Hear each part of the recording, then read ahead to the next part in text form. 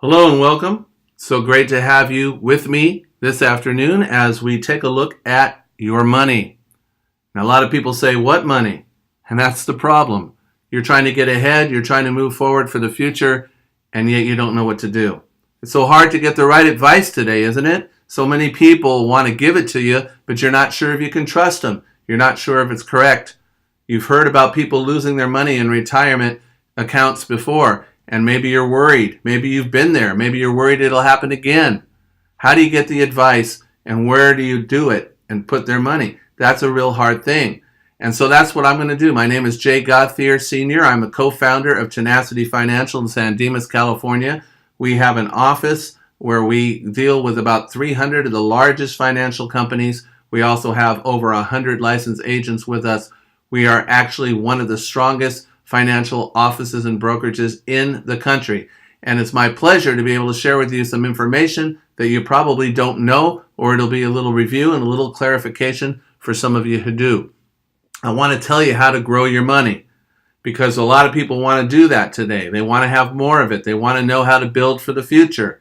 And the way to do that is to compound your money with interest. Now, that is a lost art today because people are now getting very little interest. In fact, if you see here in the far corner of the far diagram here, $640,000, can I ask you, how would you get $640,000? For most people, the only way they know how is to actually make that much more than they have to spend and put it away in the bank. That's the only way they know how to get $640,000.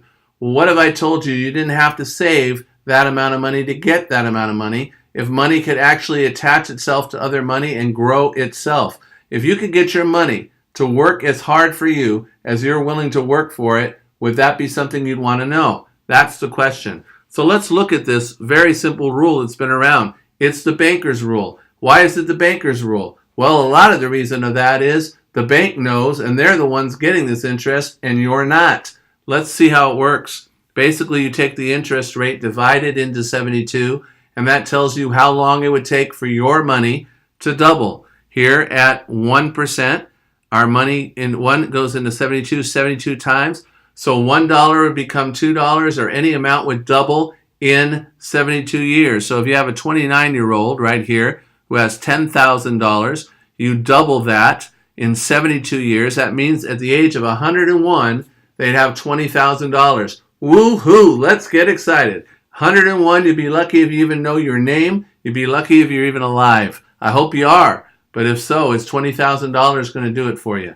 Let's jump over here to 6%. We'd be getting it. 6 goes into 72, 12 times. We'd be doubling every 12 years. Same age, same money. But now we're looking at double here, double here, double here. 80,000. A lot better, right? But let's look over here. What about 12%? Every 6 years. We're going to double, double, double, double, double. By the age of 65, instead of having 20,000 over here at 1%, we have $640,000. Now, is that a huge difference or not? I think it's pretty obvious, correct?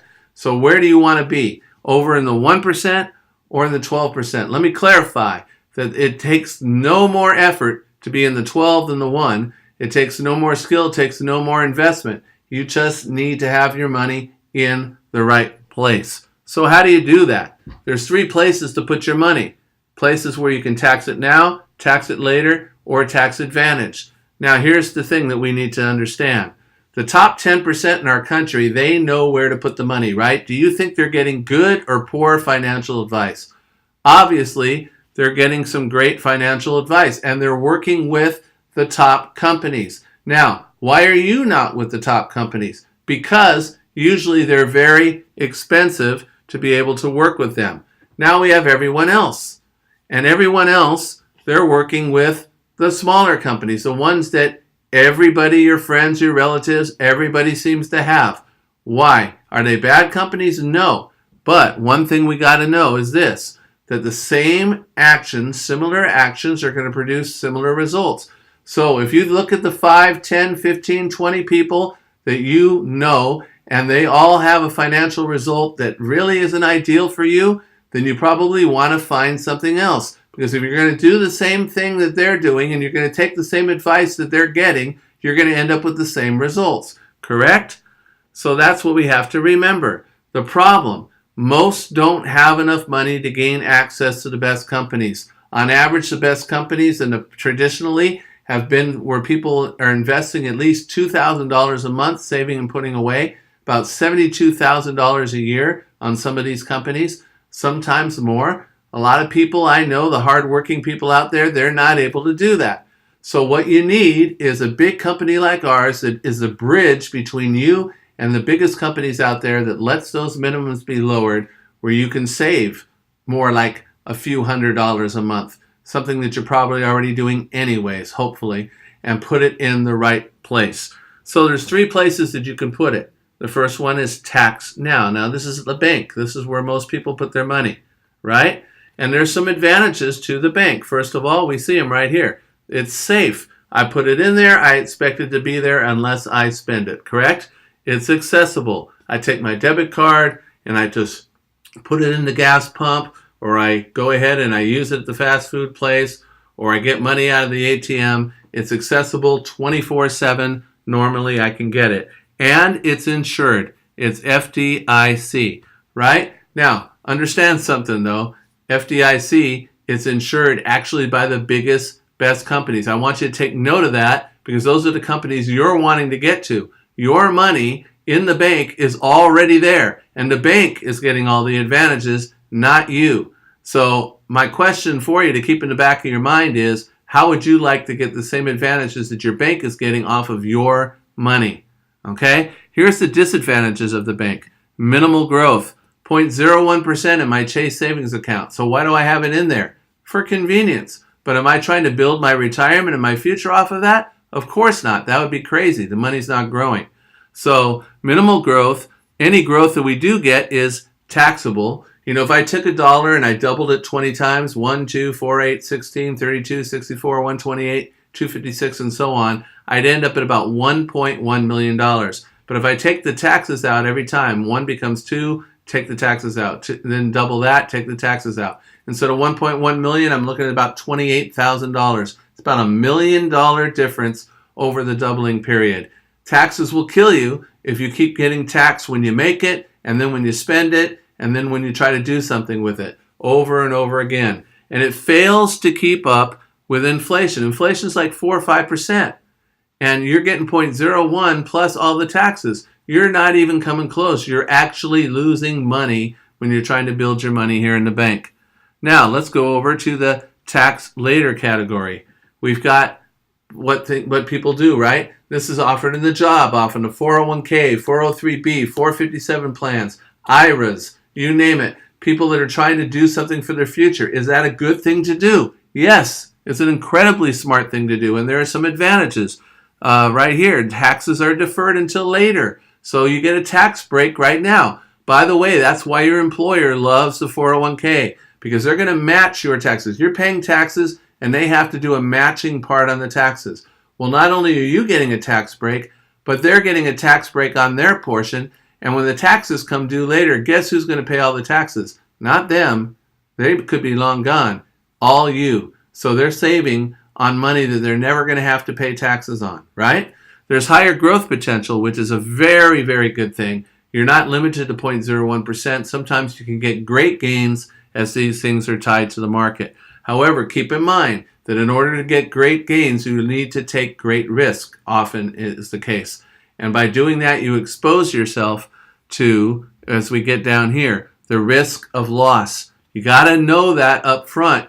You have a potential to lose. Back in 2008 and 9, some people lost like 43% of their retirement income. Now, if that was you, or if you're in that situation now, can you afford to do that if it happens again? There's no guarantee that it won't. Penalty for withdrawal before the age of 59 and a half. You need to know that going in. If you're going to want to have access to the money, if you're going to want to have some flexibility there, know that you're going to pay taxes and a 10% penalty on anything you take out before 59 and a half. Or if you're taking it out as a loan, you can pay interest back on your own money. But realize that most people never end up doing that, because if they had the money to do that, in most cases they wouldn't be taking it out to begin with. One thing to consider, you're going to be taxed later when you probably need it the most, which is in retirement. So have that in mind. And the owners often outlive the money in the account because there is a required minimum distribution starting at the age of 70 and a half. And what ends up happening is like 10% per year, and there's the taxes, and so often people run out and there's nothing left. So there are advantages to this, the tax advantages and the potential growth. Sometimes your company is matching you, so it's free money and you'll want to take advantage up to that point. But understand that this alone was never designed to be a retirement account that would sustain you all through retirement. So if you have one, great, no problem. But don't count on it alone to retire you, because in most cases, it's not going to do it. So over here, we've got the tax advantage area.